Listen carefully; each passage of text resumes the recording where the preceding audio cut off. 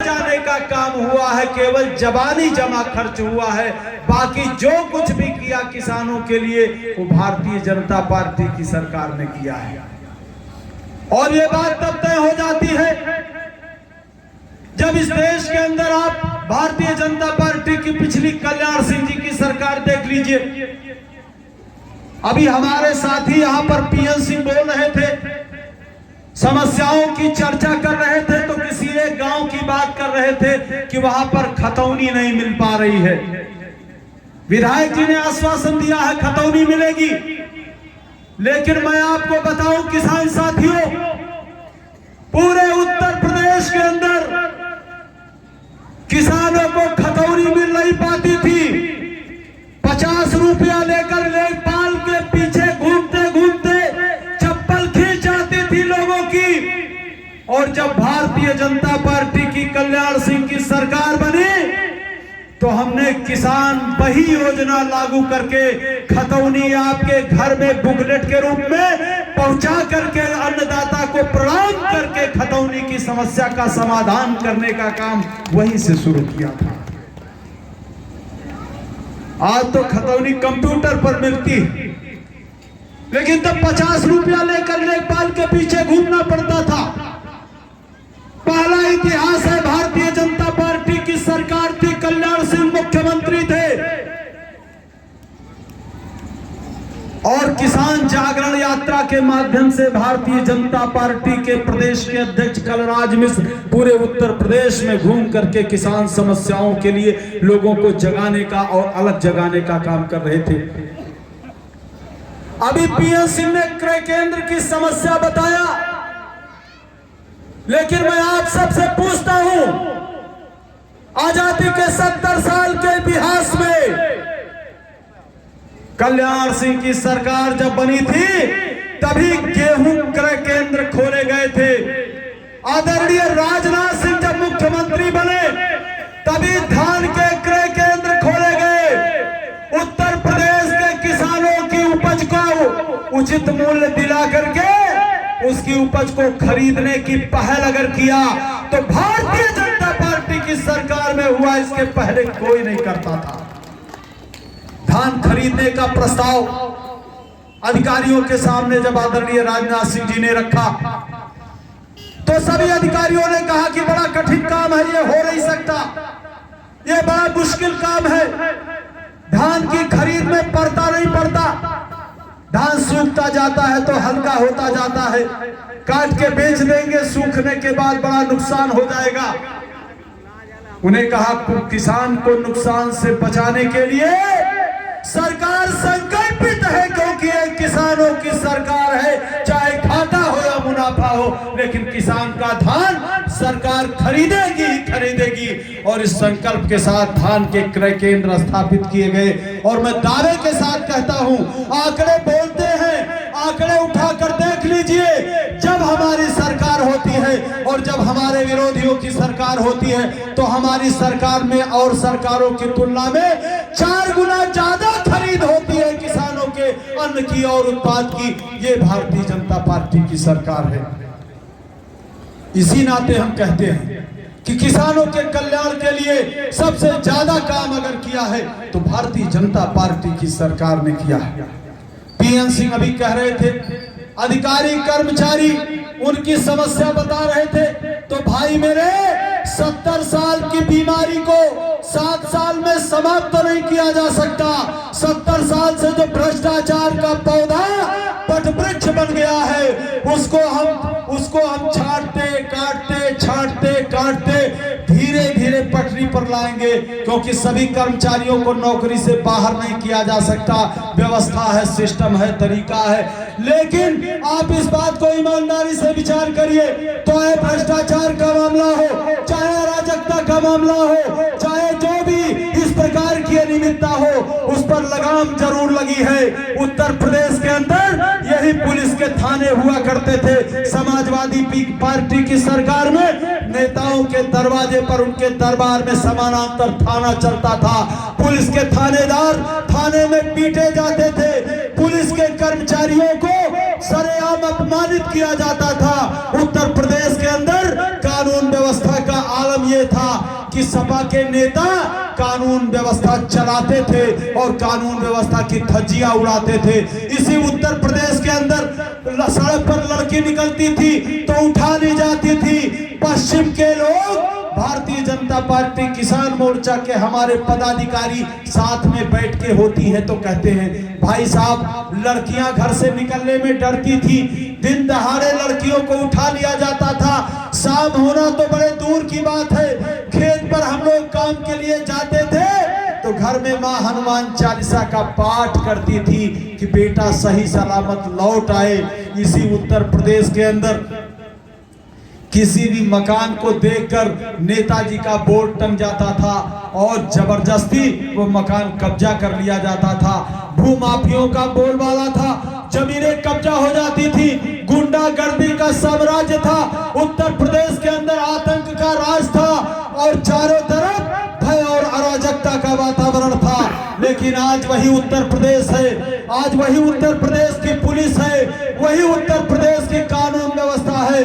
किसी माई के लाल की हैसियत नहीं है कि किसी बहन के दुपट्टे की ओर हाथ बढ़ा दे, क्योंकि उसको मालूम है कि अगर बहन की आबरू पर हाथ बढ़ाया तो हाथ काम करवा लिया जाएगा। उत्तर प्रदेश की सत्ता पर एक सन्यासी मुख्यमंत्री बैठा है, किसी गुंडे भूमाफिया अराजकता फैलाने वाले असामाजिक तत्व, इनकी हैसियत नहीं है कि उत्तर प्रदेश के अंदर गुंडागर्दी करें। गुंडे और माफियाओं ने अपनी जमानतें कैंसिल करा करके जेल की सलाखों के पीछे जा करके अपने लिए सुरक्षित स्थान खोज लिया है।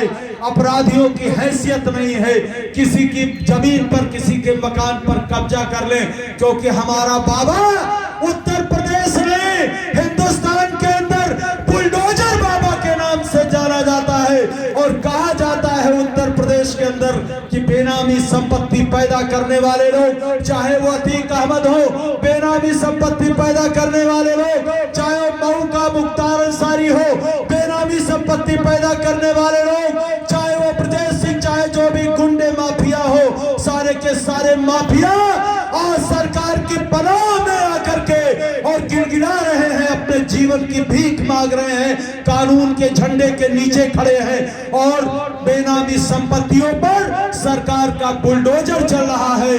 उनकी अवैध कमाई को जब्त करने का काम हो रहा है। उत्तर प्रदेश के अंदर सुरक्षा का वातावरण बहाल करने का काम भारतीय जनता पार्टी की सरकार ने किया है, क्योंकि सरकार की पहली जिम्मेदारी है कि सारे के सारे नागरिक सुरक्षा के साथ, अमन के साथ, चैन के साथ रह सके। माताएं बहनें सुरक्षा के साथ, अमन के साथ, चैन के साथ 12 बजे रात को भी अपने घर से निकलना चाहे तो निकल सकती हैं। उनके लिए भी सरकार पूरी तरह से सुरक्षा का वातावरण बनाए हुए है। यही उत्तर प्रदेश है, यही उत्तर प्रदेश है जहां पर दुनिया के, हिंदुस्तान के और कोनों के और दुनिया के तमाम जो उद्यमी और उद्योगपति थे वो कहते थे उत्तर प्रदेश के अंदर निवेश करने का माहौल नहीं है, उत्तर के प्रदेश के अंदर पैसा लगाने का कोई फायदा नहीं है, क्योंकि उत्तर प्रदेश के अंदर बड़ी गुंडागर्दी है, उत्तर प्रदेश के अंदर बड़ी अराजकता है। अभी हमारे मुख्यमंत्री परम पूज्य योगी आदित्यनाथ जी महाराज मुंबई के अंदर देश के बड़े बड़े कारपोरेट उद्योगपतियों की बैठक उन्होंने किया, फिल्म जगत के तमाम फिल्म इंडस्ट्री के लोगों की बैठक किया और उन्होंने गारंटी के साथ कहा कि उत्तर प्रदेश के अंदर सुरक्षा का वातावरण है, उत्तर प्रदेश के अंदर शांति का वातावरण है, उत्तर प्रदेश के अंदर भय मुक्त वातावरण है, आप निवेश कर सकते हैं। उत्तर प्रदेश के अंदर बंबई जैसी फिल्म सिटी स्थापित करने की पूज्य महाराज जी की योजना है। तमाम फिल्म स्टारों ने उत्तर प्रदेश के अंदर फिल्में बनाने का प्रस्ताव सरकार के समक्ष रखा है और इसका परिणाम अभी 4 दिन बीता है। उत्तर प्रदेश के अंदर कम से कम 50 अरब रुपए का निवेश करने के लिए तमाम उद्योगपतियों ने घोषणा की है और जिसका परिणाम होगा कि जब उत्तर प्रदेश में निवास होगा, निवेश होगा, नए नए कल कारखाने लगेंगे, नए नए उद्योग लगेंगे, नए नए व्यवसाय की संभावनाएं खुलेंगी, नए नए उत्पाद की व्यवस्था होगी, तो हमारे नौजवानों को रोजगार मिलेगा, हमारे बेरोजगारों को रोजगार मिलेगा, हमारे लोगों के हाथों को काम मिलेगा और उत्तर प्रदेश का विकास होगा। इस नाते हमारी सरकार है तो हमारी प्राथमिकता विकास होती है। अभी गणेश चौहान को विधायक बनाए हुए आपको बहुत दिन नहीं हुआ, लेकिन अभी हमारी जानकारी में आया कि द्वाबा के इस पिछड़े क्षेत्र में, जिसको बड़ा पिछड़ा क्षेत्र कहा जाता है, यहाँ पर पिछले 6 महीने से गणेश चौहान परिश्रम कर रहे हैं और इनके परिश्रम का परिणाम है कि उत्तर प्रदेश की सरकार के द्वारा आपके इस पिछड़े क्षेत्र में बहुत जल्दी एक कृषि विश्वविद्यालय की सौगात मिलने जा रही है। मेरी जानकारी के अनुसार ये बगही है, आपके यहीं पास में बगही है, वहां पर लगभग 50 एकड़ भूमि है जिसका इन्होंने प्रस्ताव किया है और उत्तर प्रदेश सरकार ने वहां पर कृषि विश्वविद्यालय स्थापित करने के प्रस्ताव को मंजूरी दी है। मुख्य सचिव के स्तर पर वह प्रस्ताव अभी है और अनुमोदन सरकार ने कर दिया है। बहुत जल्दी उस पर धनोन्मुक्त हो जाएगा और आपके इस द्वाबा क्षेत्र में एक बहुत बड़ा कृषि विश्वविद्यालय स्थापित हो जाएगा और इस क्षेत्र का एक बहुत बड़ा विकास हो जाएगा।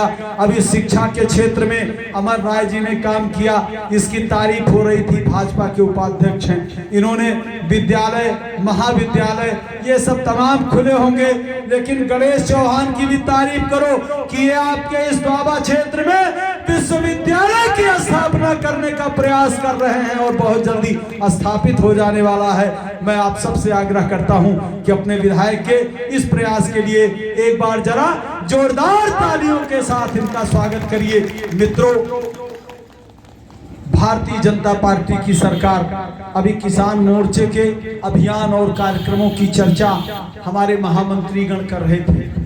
रामानंद नन्हे ने आपको बताया गौ आधारित प्राकृतिक खेती, और हमारे माननीय प्रधानमंत्री जी ने अभी इस वर्ष को मोटे अनाज का वर्ष घोषित किया है। मोटा अनाज मतलब समझ रहे हैं ना, सबको मालूम होगा, द्वाबा वाले। मोटा अनाज माने ज्वार, बाजरा, मक्का, चना, जौ, इस प्रकार के ये सारे अनाज मोटे अनाज। महीन अनाज माने गेहूं। गौ आधारित प्राकृतिक खेती। अभी मैं अपनी बात शुरू करता हूं इसी विषय पर। बाकी हमारे सरकार की जो उपलब्धियां हैं,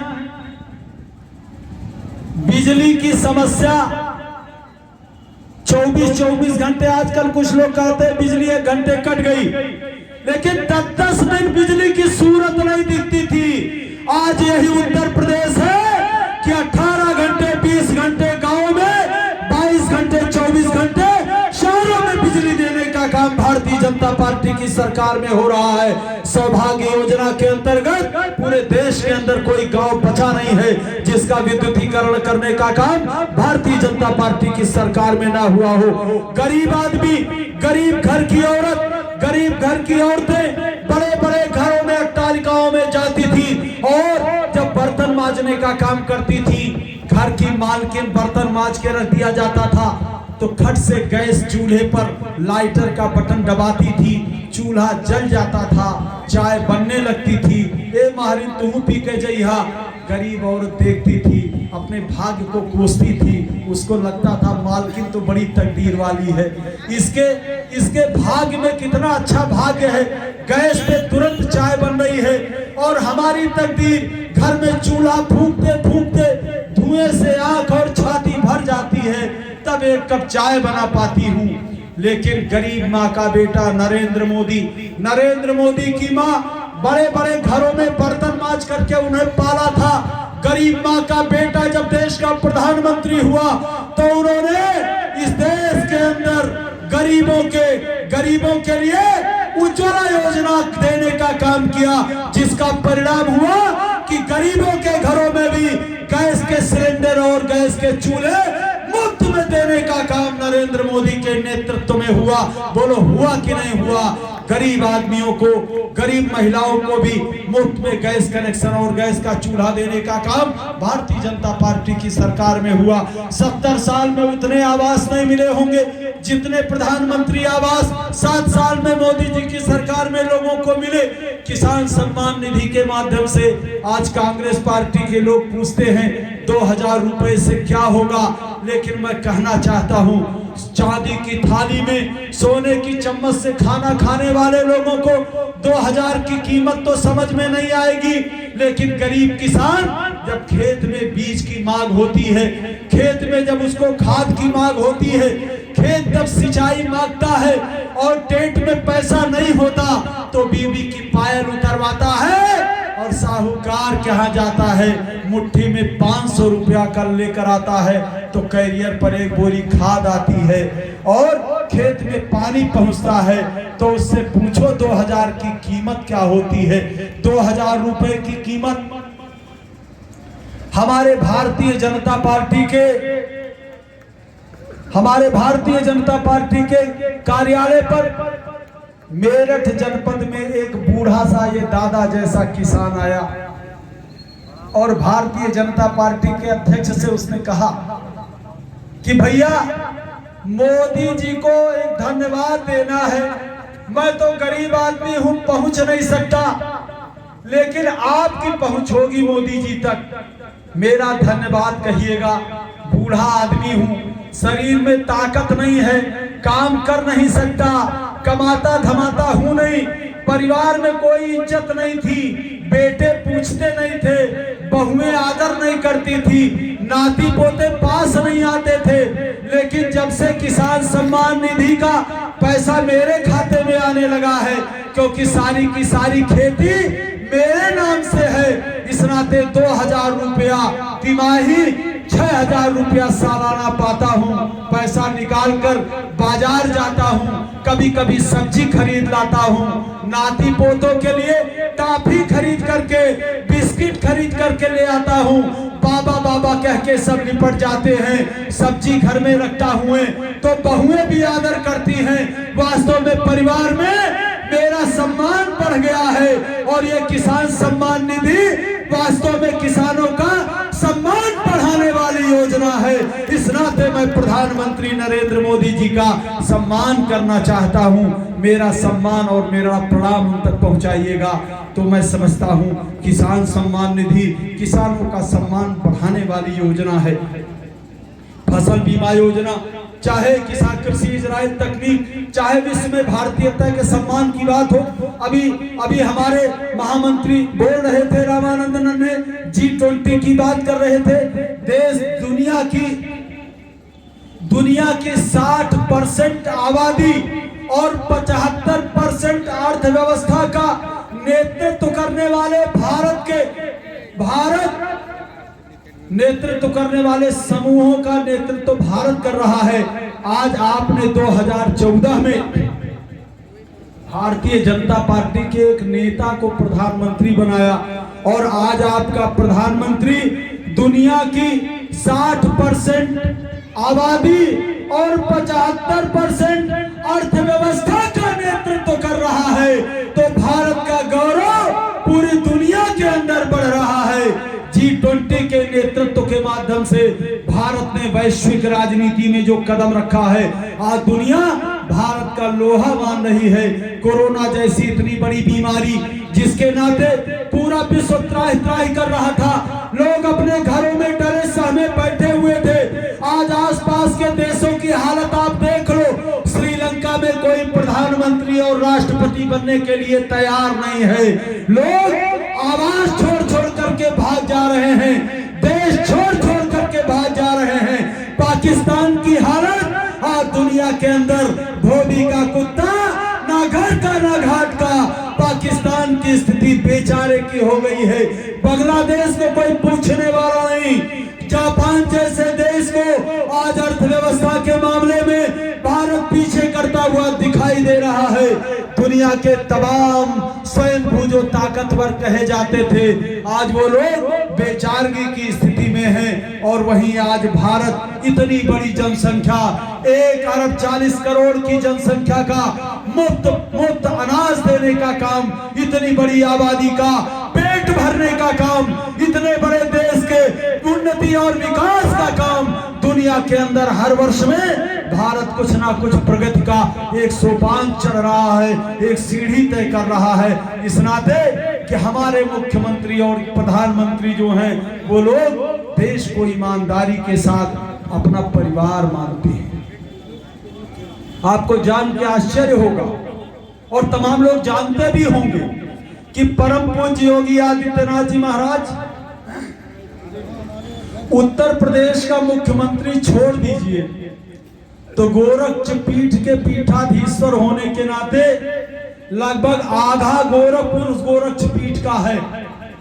करोड़ों रुपए से ज्यादा तो उस महीने की आमदनी होगी मंदिर की। लेकिन आज भी योगी आदित्यनाथ की बहन उत्तराखंड के उत्तरकाशी में फूल बेचती है और चाय की दुकान, बिस्किट की दुकान, चाय और बिस्किट बेचने का काम करती है योगी आदित्यनाथ की बहन, जो हिंदुस्तान के सबसे बड़े राज्य का मुख्यमंत्री है। और उनके मुकाबले में वो लोग बोलते हैं जिनका ड्राइवर भी किसी ब्लॉक का ब्लॉक प्रमुख है, जिन्होंने अपने परिवार के अंदर खुद सांसद, बाप सांसद, भाई सांसद, चाचा सांसद, भतीजा सांसद, बीबी सांसद, चाचा विधायक, भतीजा विधायक, भाई ब्लॉक प्रमुख, कोई कोऑपरेटिव का चेयरमैन, दरवाजे के कुत्ते को भी अगर बस चले तो किसी ब्लॉक का ब्लॉक प्रमुख बना देंगे। हिंदुस्तान के लोकतंत्र को अपने बाप की जागीर और अपने कुनबे की जागीर बनाने वाले लोग आज हमारे त्यागी और तपस्वी नेतृत्व का अगर सवाल करते हैं, मजाक उड़ाते हैं ये लोग। अभी अखिलेश यादव जी, पिछले दिनों मैंने उनका एक अखबार में बयान पढ़ा, वो पूछ रहे थे कि वो अयोध्या के अंदर जो 15 लाख दिए जलाए गए दीपावली में, उन दियों का पैसा कहां से आया था?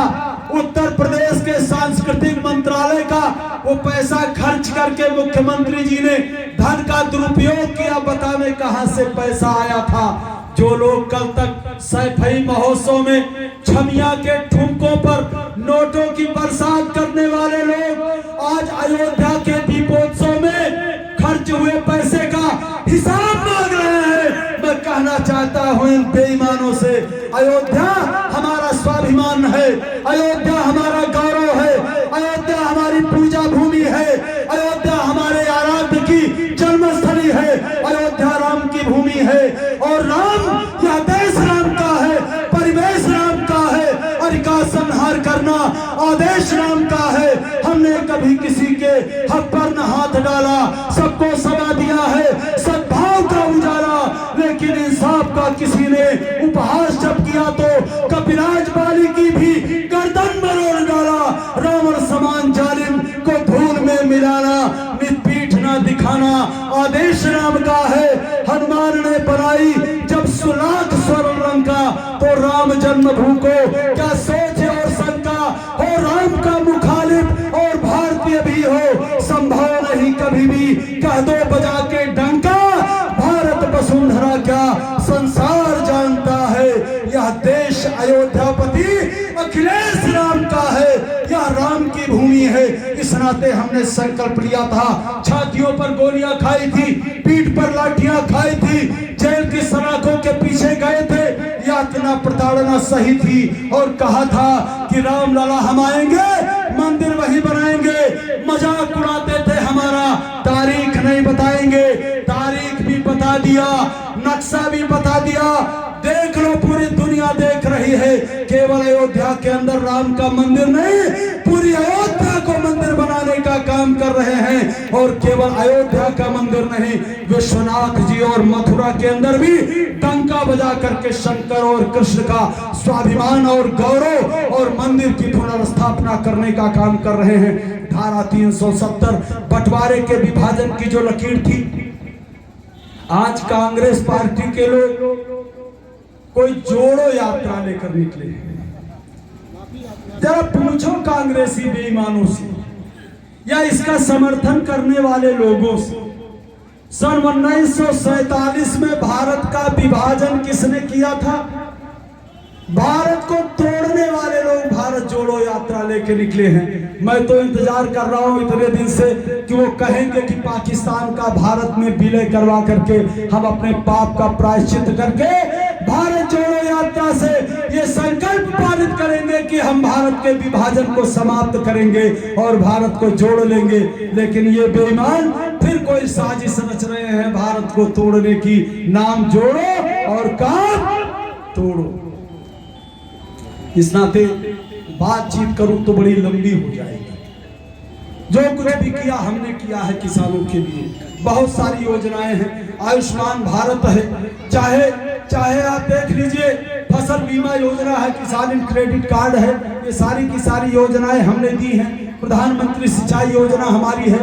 लेकिन मैं एक बात आपके बीच में जो मूल रूप से कहने के लिए यहाँ पर खड़ा हुआ, उसके लिए एक सूचना और भी देनी है, शायद बाद में मैं भूल जाऊं। किसान सम्मान निधि का जो धन आ रहा है आपके खाते में, फिर उसकी अगले किस्त आने वाली है और तमाम किसान भाइयों की केवाईसी बैंक में हो नहीं पाई है, जिसके नाते खाते में पैसा नहीं आ पाता और वो कहते हैं सरकार पैसा नहीं भेज रही है। सब जितने लोगों की खतौनी है, जिसके पास भी खुरपी रखने भर की जगह है, उसको किसान सम्मान निधि सरकार दे रही है। इस नाते अगर कहीं से भी कोई केवाईसी वगैरह की समस्या हो तो आप अपने जन सुविधा केंद्र पर जाकर के उसका सुधार कर ले, ताकि आपकी अगली किस्त आपके खाते में आ सके। ये खाद, कीटनाशक, उर्वरक, पेस्टिसाइड, इन सब के माध्यम से आज हम सबका जीवन जहरीला होता जा रहा है। पंजाब के अंदर जहां पर हरित क्रांति का नारा देकर के कांग्रेस की सरकारों ने इस देश के अंदर कहा था कि पैदावार की क्रांति करेंगे, आज पाकिस्तान से मालूम है, पाकिस्तान से नौजवान मित्रों एक कैंसर एक्सप्रेस चलती है पाकिस्तान से बंबई के लिए, जिसमें पथ प्रति यात्रा में लगभग 25,000 लोग रोज जाते हैं कैंसर का इलाज कराने।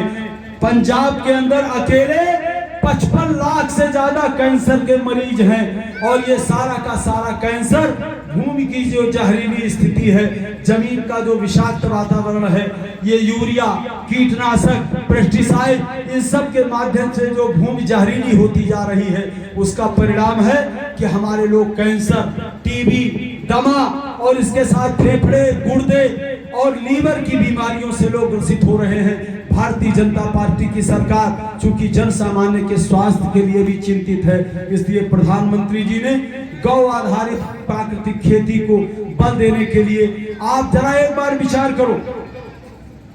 बहुत ज्यादा देर नहीं बताऊंगा इस बात को, लेकिन थोड़ी देर में समझिए। यह देश पिछले दिनों में बुजुर्गों ने पीछे सुना पढ़ा होगा, इस देश को इतिहास में हमने पढ़ा है, गोरी लूटने आया, गजनबी लूटने आया, तो मुगल लूटने आए, तो शक लूटने आए, तो यमन लूटने आए, तो हूर लूटने आए, तो अंग्रेज लूटने आए, तो फ्रांसीसी लूटने आए। ये सारे लोग लूटने आते थे। लूट किसकी होती है? लूटा किसको जाता है? जिसके पास पैसा होता है, जो अमीर होता है। दरिद्र के घर में डकैती नहीं पड़ती।